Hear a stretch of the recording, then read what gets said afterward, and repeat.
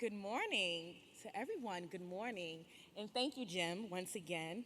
I'm so happy to meet the people of Robin Hood who are helping the Brooklyn Kindergarten Society because 32 years ago, when I was a frightened little 2-year-old, they were the people who gave me the foundation that I built my life upon. You heard Jim mention how scary things can be for children in city housing today. For many of my neighbors back in the early 80s, you can only imagine how hard life was.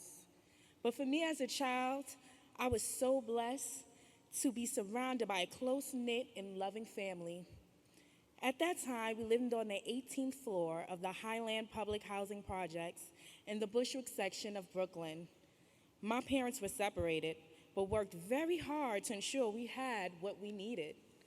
My mom, being a single parent, would drop me off at the Sumner Daycare Center on her way at work.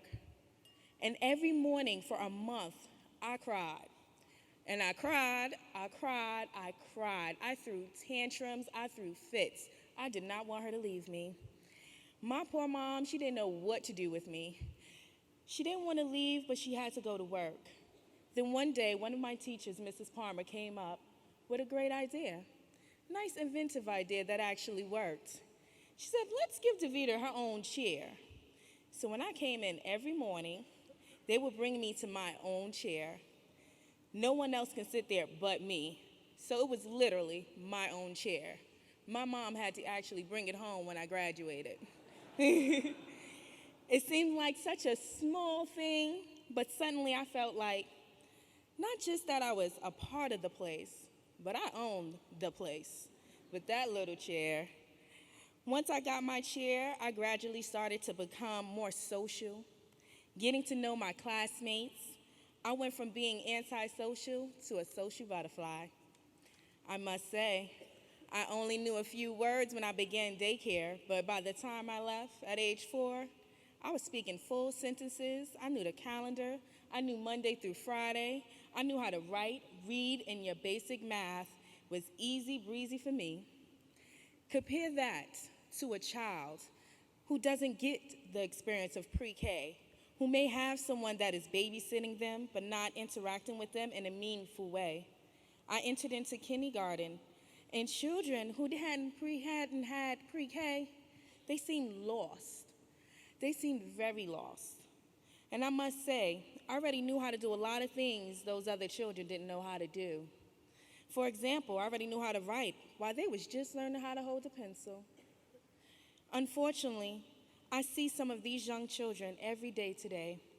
But as a child advocate, I give them the necessary tools to make their dreams into a reality, showing them that education is the key to their success, a lesson in which I have been passing on to younger children since I was in 7th grade, mentoring the 3rd graders. Every year of my life, I dedicated time towards helping children younger than me. In high school, I was a conflict resolution manager for my peers and a mentor. And after graduating, I went to SUNY Binghamton. I majored in philosophy, politics, and law. I must say, that first semester was rough. But I remember that pre-K teacher, Miss Gordon. She would always encourage us by saying, "It's all right, honey.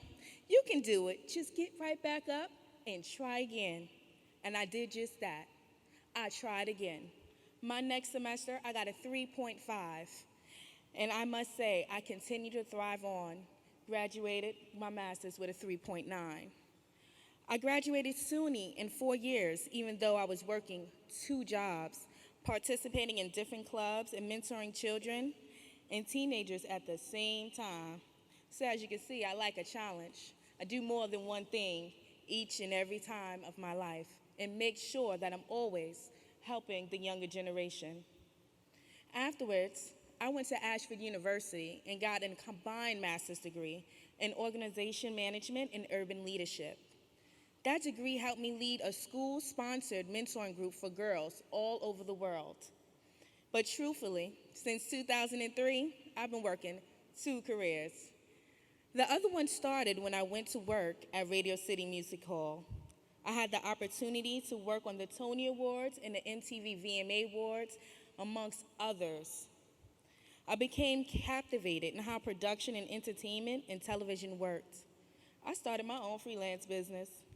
My job has given me the chance to work with some amazing entertainers like Tony Bennett, Aretha Franklin, and Oprah. I even worked on an amazing charity such as Keep a Child Alive for the last 7 years that raises money for children with HIV and AIDS. But my dream is to pay it forward.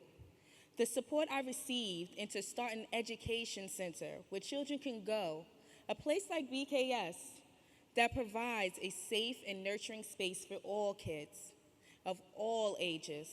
The idea is to serve children during the day and the teens at night. We cannot forget about these teenagers.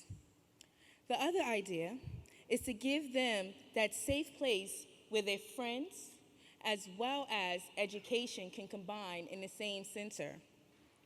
That's my dream. You might say it all started with my chair. When I graduated from pre-K, my teachers gave me that chair as a reminder of what is possible.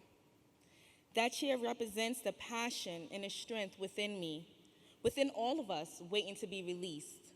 I must say, that chair brought out this social butterfly that is me. Thank you to BKS. I have a dream, and I have become the woman I would only literally dream of. And it made me into reality. So now I have my dream. I still have my chair in my house, yes, 34 years later. And I just want to take that time out and say thank you to Robin Hood for helping children like myself that comes from New York City housing projects. And thank you for making our dreams a reality. Thank you.